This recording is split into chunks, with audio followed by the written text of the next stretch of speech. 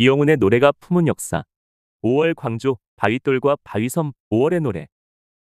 올해 5월 18일은 광주민주화운동 44주년이 되는 날이다. 광주민주화운동은 한때 신군부나 언론에 의해 광주 소요 사태, 광주 사태, 광주폭동 등으로 지칭되기도 했지만 지금은 주로 광주민중항쟁, 광주시민항쟁, 광주항쟁, 광주이거, 5.18 의거 등으로 불린다. 광주민주화운동에 대한 진실이 드러나면서 많은 영화들이 만들어졌다. 택시운전사, 화려한 휴가, 아들의 이름으로 김군, 꽃잎, 오래된 정원, 26년, 스카우트 등의 영화들이 광주민주화운동을 담았다. 그러나 광주민주화운동을 소재로 한 대중가요는 그리 많지 않다.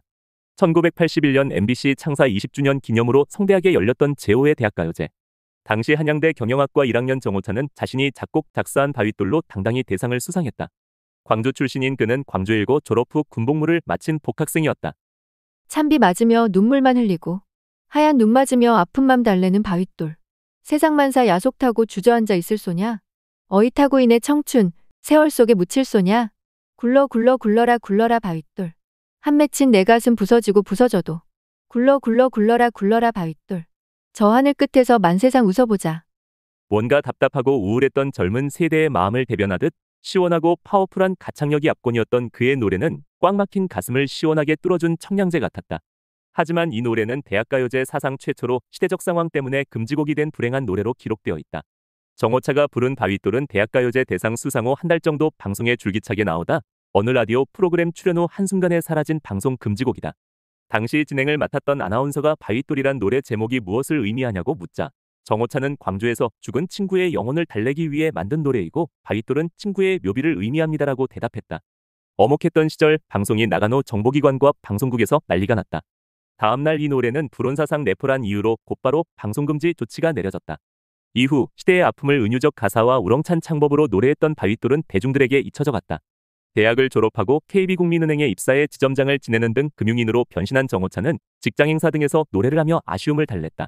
그는 몇 년 전 은행을 퇴직한 후에도 가끔 무대에 오르며 음악의 꿈을 여전히 놓지 않고 있다.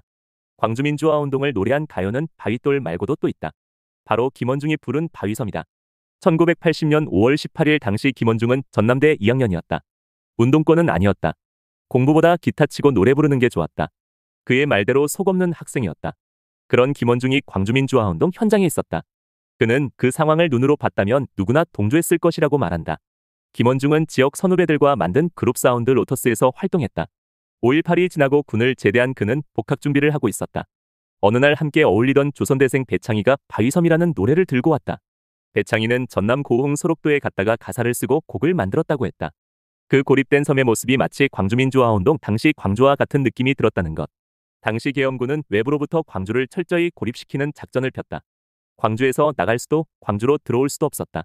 김원중도 배창희의 말에 공감하며 이 노래를 불렀다. 당시만 해도 서울이 아니면 음반을 만들기 어려웠다.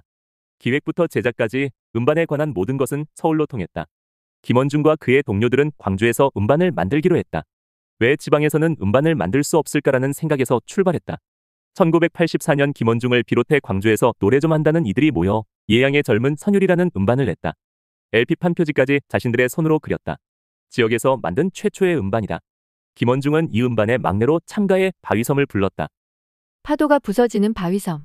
인적 없던 이곳에 세상 사람들 하나둘 모여들더니 어느 밤 폭풍 후에 휘말려 모두 사라지고 남은 것은 바위섬과 흰파도라네. 바위섬 너는 내가 미워도 나는 너를 너무 사랑해. 다시 태어나지 못해도 너를 사랑해. 그는 처음부터 가수가 되려고 한 건 아니다.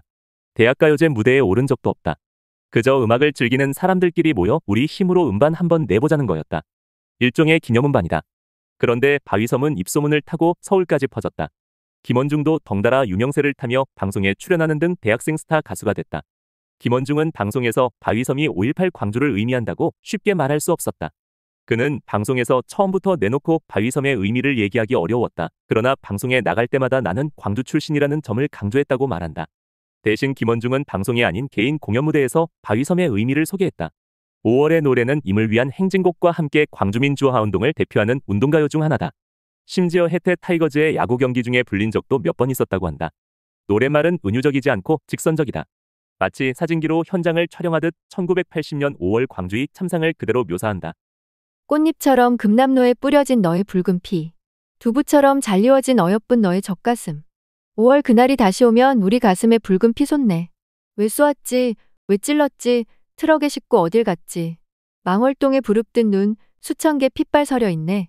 5월 그날이 다시 오면 우리 가슴에 붉은 피 솟네. 그런데 사절까지 전해지고 있는 이 노랫말의 작사자가 누구인지는 밝혀지지 않았다. 광주민주화운동에 참여한 시민이거나 1980년대 대학가에서 만들었다는 추측이 있을 뿐이다. 멜로디는 1971년 프랑스 가수 미셸 폴라레프가 작곡한 누가 할머니를 죽였는가에서 빌려왔다. 미셸 폴라레프는 이 노래를 방송국 프로듀서였던 루시앵 모리스의 죽음을 애도하기 위해 만들었다고 한다. 한국에서는 1974년 가수 박인희가 사랑의 추억이라는 제목으로 번안해 발표한 바 있다. 가사는 제목처럼 지나간 사랑을 추억하는 내용이다. 박인희의 사랑 노래가 10여 년이 지난 후 5월 광주의 참상을 묘사하는 노래로 바뀌었다는 것은 역사의 아이러니라 아니할 수 없다. 5월 광주를 배경으로 한 노래는 이외에도 몇 곡이 더 있다. 1989년 이선희의 오지 분반에 수록된 5월의 햇살과 한바탕 웃음으로도 광주민주화운동과 관련이 있는 노래다. 어두운 밤 함께하던 젊은 소리가 허공에 흩어져 가고 아침이 올 때까지 노래하자던 내 친구 어디로 갔나 머물다 간 순간들 남겨진 너의 그 목소리 5월의 햇살 가득한 날 우리 마음 따스하리. 이런 가사의 5월의 햇살은 광주민주화운동을 다룬 것이고 한바탕 웃음으로는 광주민주화운동 과정에서 희생된 젊은이들을 위한 것이라고 한다. 나훈아가 1987년 6월 항쟁 무렵에 광주 젊은이들의 죽음이 안타까워 만든 어미도 있다. 엄니 무등산에 꽃 피거든. 한알은 망월동에 심어주소. 들리지라우 엄니 들리지라우 엄니. 인자 그만 울지 마시오. 나훈아는 1987년 엄니를 쓴 다음 광주 망월동 5.18묘역을 참배했다. 그리고 엄니 테이프 2000개를 광주 MBC 방송국을 통해 제작한 후 광주민주화운동 유족들에게 배포하려고 했다. 그러나 엄니 테이프 배포는 실패하고 말았다. 결국 이 노래는 2020년에야 비로소 정식 음반으로 발표되었다. 노래를 만든 후 발표하기까지 꼬박 33년이란 긴 세월이 흐른 셈이다. 시대가 많이 흘렀지만 여전히 스산한 5월 봄날은 이렇게 또 간다. 더 칼럼니스트